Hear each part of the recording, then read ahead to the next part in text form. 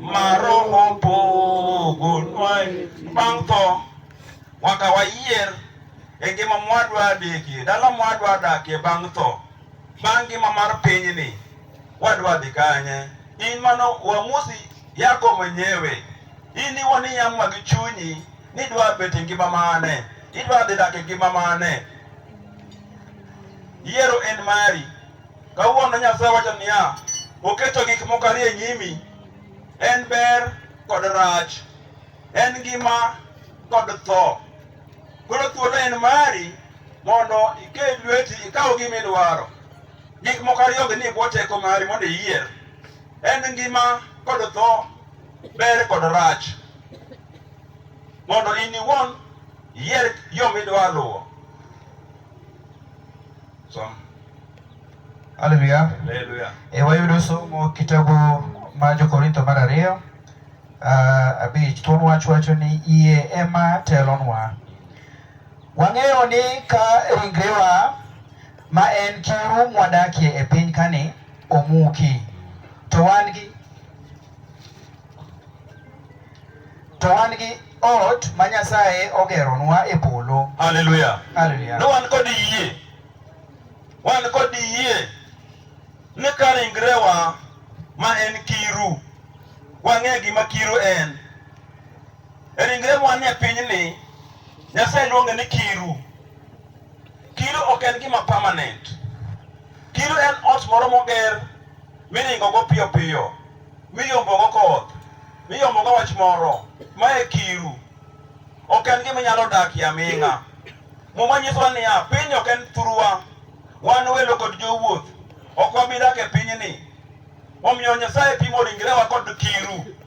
Ni ka ringrewa mwadak e pinyni omuki, to wan kod ot ma Nyasaye osegeronwa e polo. Haleluya. Wan kod ot ma Nyasaye osegeronwa e polo. Odno in bende Nyasaye ogero mari, penj jodhot chunyi.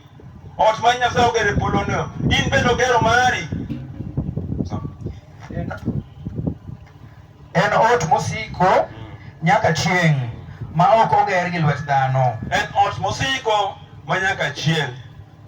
Kuna nyumba mbinguni Mungu ametujengea, tukijua kwamba hii mwili ambao ni kitu kibomolewa, tuko na nyumba ambayo Mungu ametujengea kule mbinguni, ambayo haijajengwa na mkono ya binadamu. Ni nyumba ambayo tutaishi milele. Haleluya. Haleluya. Hapa duniani tuko milele. Hatuna maisha ya milele. Tuko hapa kwa muda mfupi.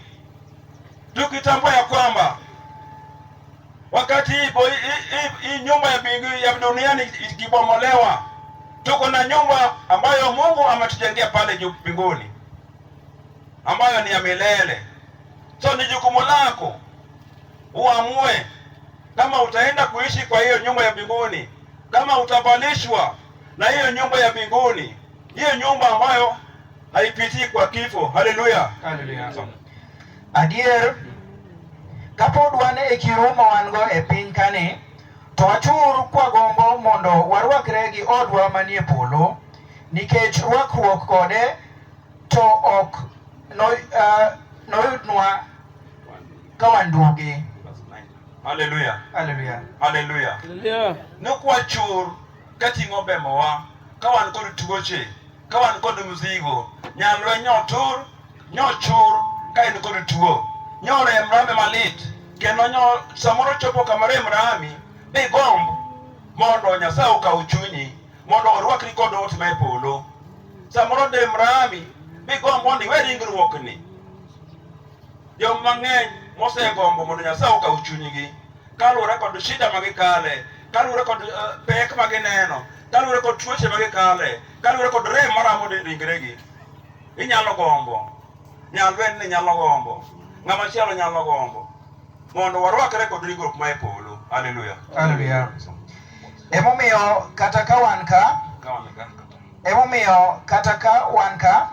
kata ka waonge, to waketo chunywa kuom bedo malong'o, nikech waduto nyaka wachung' e nyim kom bura mar Kristo, mondo ng'ato ka ng'ato oyud pok moromo gi gik mabeyo kata maricho mane otimo kapod en e ringruok.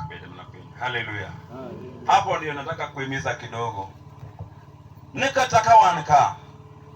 Kata ka wan kind jolemo. Kata ka in kama itime biashara. Kata ka in kama dakie.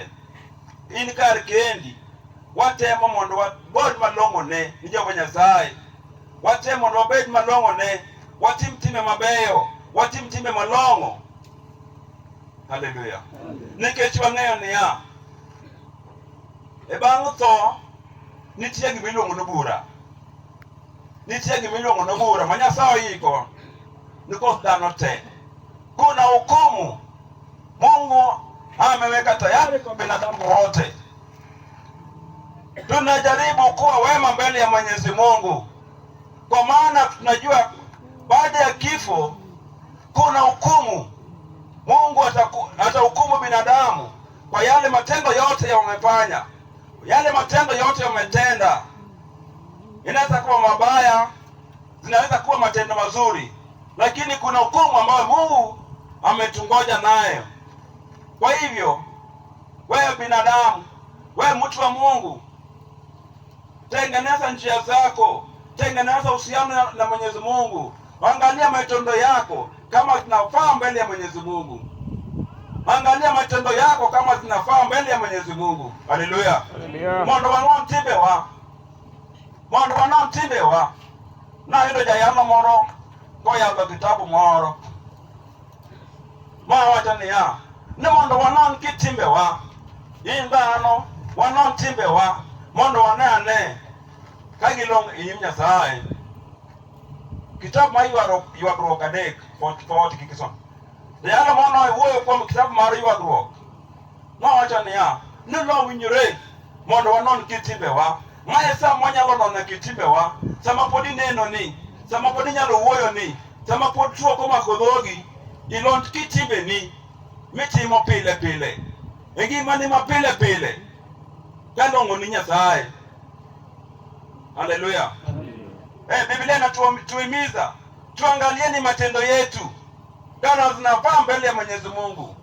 Mambo ambayo unafanya ukiwa peke yako, mambo ambayo unaifanya mali viongozi wa kanisa hawako, mali vitu ambavyo unatenda kama pasta wako hayuko, uangalie kama zinafaa mbele ya Mwenyezi Mungu, ukijua kwamba Mungu atatuhukumu kwa kila jambo ambayo tunaifanya. Siku ya kifo tunangoja hukumu ambayo Mungu ametayarisha kila binadamu. Ukishinda ndio utapata taji. Ukishinda ndio utapata taji. Kwa hivyo wenzangu, tutayarishe njia zetu wakati tuko na nafasi.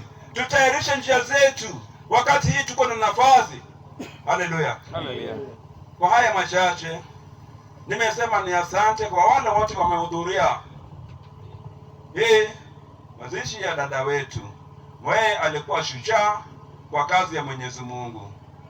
Mungu awabariki na hayo.